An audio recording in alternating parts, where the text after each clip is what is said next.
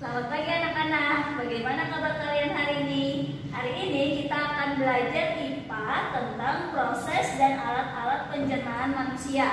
Nah, bagaimana? Apakah kalian sudah siap mendengarkan penjelasan Ibu? Kita langsung saja ya.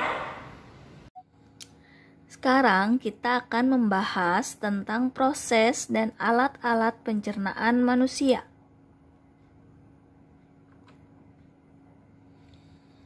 Makanan itu akan memasuki setiap bagian dari sistem pencernaanmu.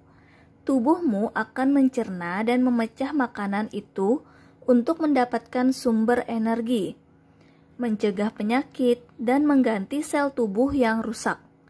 Urutan proses pencernaan pada manusia yaitu rongga mulut, kerongkongan, menuju lambung, menuju usus 12 jari, menuju usus halus, dan menuju usus besar dan anus.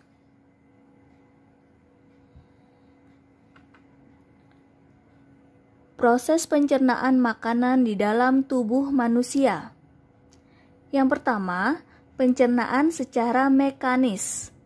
Pencernaan secara mekanis adalah pencernaan yang tidak melibatkan enzim, yaitu bahan kimia dalam tubuh yang berfungsi memecah makanan menjadi sari-sari makanan agar mudah diserap tubuh. Contohnya, penghancur makanan oleh gigi yang dibantu oleh lidah dan terjadi di rongga mulut. Yang kedua, pencernaan secara kimiawi, yaitu proses pencernaan dengan bantuan enzim yang ada di dalam tubuh. Misalnya, proses pencernaan di lambung dan usus. Alat-alat pencernaan pada manusia. Yang pertama adalah mulut. Di dalam rongga mulut terdapat beberapa alat dan kelenjar pencernaan antara lain lidah, gigi, dan kelenjar ludah. Yang pertama kita akan bahas tentang gigi.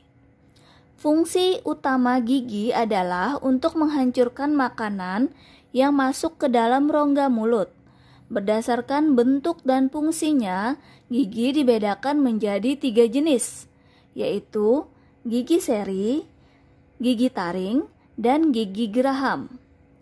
Gigi seri berfungsi untuk memotong makanan, gigi taring berfungsi untuk merobek makanan, dan gigi geraham berfungsi untuk mengunyah makanan.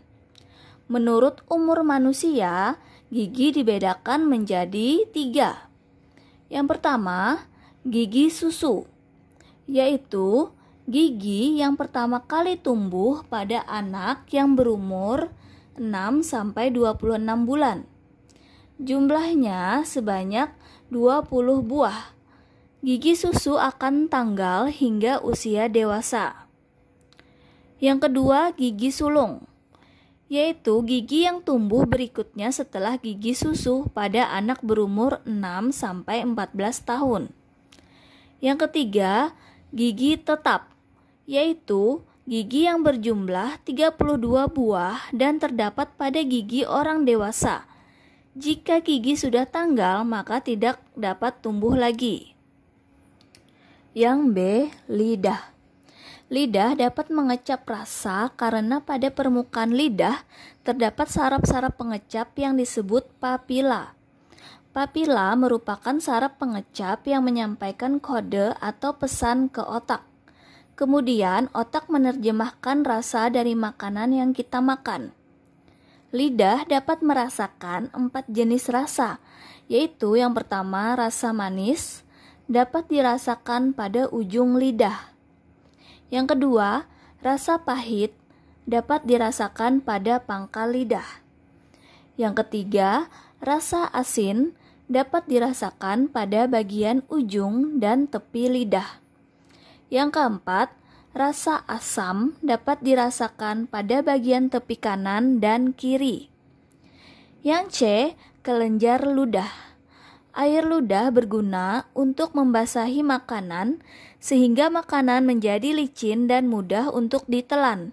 Selain itu, kelenjar ludah juga menghasilkan enzim petialin atau amilase yang berguna untuk mengubah zat tepung atau amilum menjadi zat gula. Alat pencernaan yang kedua adalah kerongkongan. Kerongkongan atau esofagus merupakan saluran yang menghubungkan antara rongga mulut dengan lambung. Kerongkongan manusia memiliki panjang sekitar 20 cm. Kerongkongan tersusun atas otot yang lentur. Makanan yang berada di dalam kerongkongan akan didorong oleh dinding kerongkongan menuju lambung. Gerakan ini disebut gerak peristaltik. Yang ketiga adalah lambung. Lambung adalah kelanjutan dari kerongkongan. Lambung berbentuk seperti kantung dan terletak di dalam rongga perut agak ke sebelah kiri. Pada dinding lambung terdapat kelenjar yang menghasilkan getah lambung. Pada lambung terjadi pencernaan kimiawi dengan bantuan getah lambung untuk menghancurkan makanan dan membunuh bakteri jahat. Alat pencernaan yang keempat adalah usus halus. Usus halus merupakan saluran pencernaan terpanjang yang terbagi menjadi 3 bagian, yaitu usus 12 jari atau duodenum, usus kosong atau jejunum, dan usus penyerapan atau ilium. Usus 12 jari mempunyai panjang yang sama dengan ukuran panjang 12 jari tangan orang dewasa. Makanan di dalam usus 12 jari dicerna kembali dengan bantuan getah pankreas yang dihasilkan oleh pankreas, sedangkan getah empedu yang dihasilkan oleh hati. Getah empedu berfungsi untuk mengemulsikan lemak pada makanan. Getah pankreas mengandung enzim-enzim sebagai berikut. Yang pertama adalah enzim amilase. Berfungsi mengubah zat tepung atau amilum menjadi zat gula. Yang B, enzim tripsin, berfungsi mengubah protein menjadi asam amino. Yang C, enzim lipase, berfungsi mengubah lemak menjadi asam lemak.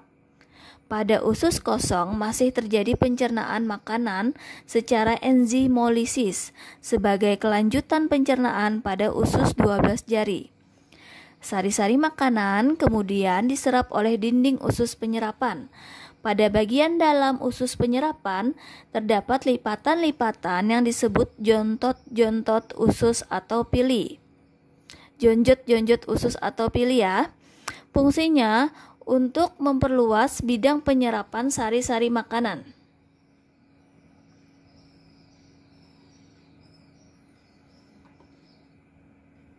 Alat pencernaan yang kelima adalah usus besar.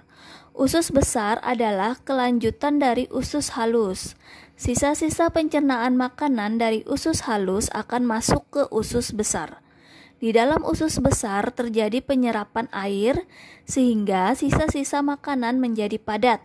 Sisa-sisa makanan akan mengalami pembusukan oleh bakteri E. coli yang hidup di dalam usus besar. Sisa-sisa makanan tersebut diubah menjadi feses atau tinja, lalu didorong ke poros usus atau rektum dan dikeluarkan melalui anus atau dubur. Proses pengeluaran feses melalui anus disebut defekasi. Yang keenam adalah anus. Sisa pencernaan dari usus besar dikeluarkan melalui anus. Bahan padat hasil pembusukan dikeluarkan sebagai tinja dan gas yang dikeluarkan berupa kentut. Sisa pencernaan yang berupa cairan disalurkan dan disaring dalam ginjal. Cairan yang tidak berguna dikeluarkan melalui lubang kemih berupa air seni. Tugas hari ini yang pertama, tuliskan urutan proses pencernaan pada manusia. Yang kedua, apakah yang dimaksud dengan pencernaan secara kimiawi? Yang ketiga, apakah fungsi dari gigi seri, gigi taring, dan gigi geraham? Yang keempat, sebutkan dan jelaskan 4 jenis rasa yang dapat dirasakan oleh lidah. Yang kelima, apakah fungsi dari enzim amilase?